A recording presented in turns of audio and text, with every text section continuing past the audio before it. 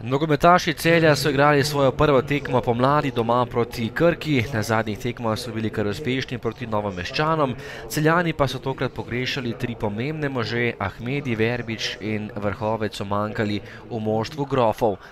Prva akcija tekme je pripadla domačemu Celju, ki je dobro začelo tekmo. Poskušal je Lendrič, na pravem mestu vratar Pelin. Po novi podaji v kazenski prostor, kar iz avta je Bajde meril z glavo, tokrat zgrešil novomeška vrata. Nato je prišla 11. minuta in gol za domače nogometaši, ki so bolje začeli tekmo. Bajde je dobil podajo v prazen prostor, lepo preigral še vratarja Pelina in poslal žogo v mrežo Krke za 1:0. Izjemno se je znašel Bajde, ki je tokrat dobil priložnost v začetni enajsterici.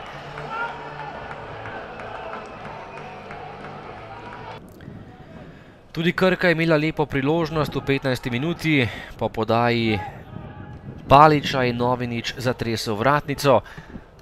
Ampak Krka je igrala izjemno pogumno, to je bila že dolga žoga pred vrata Celja, napaka Vidmajerja in Kotnika, zapletla sta se celjska nogometaša, Fuček pa je izkoristil darilo in žogo poslal v prazno mrežo za izenačenje na 1:1.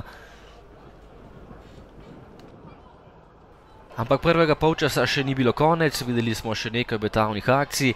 Najprej je preigraval Lendrič in poskušal je Bajde, še ena vratnica nogometašev Krke, takole podaja pred vrata in še enkrat sreča za Kotnika, tokrat je ostalo pri izidu 1:1.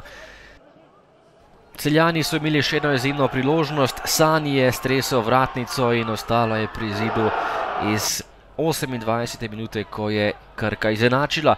Drugi polčas, začetek pa nekoliko nesrečen, poškodbo je staknil Pelin in namesto njega je moral vstopiti Mitrović, ki je zamenjal svojega prvega vratarja.